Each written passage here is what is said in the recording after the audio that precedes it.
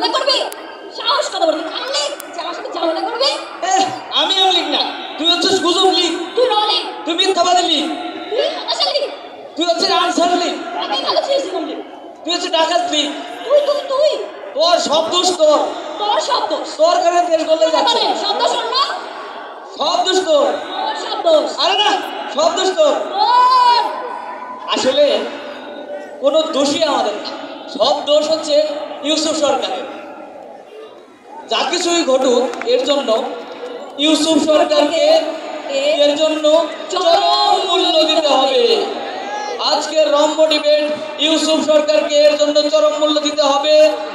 বাতাবি লেবু টেলিভিশনের পক্ষ থেকে মঞ্চে ডেকে নিচ্ছি ফাতেহা শারমিন অ্যানিকে। সবাই করতালির মাধ্যমে আজকে রম্য বিতর্ক উপভোগ করবো।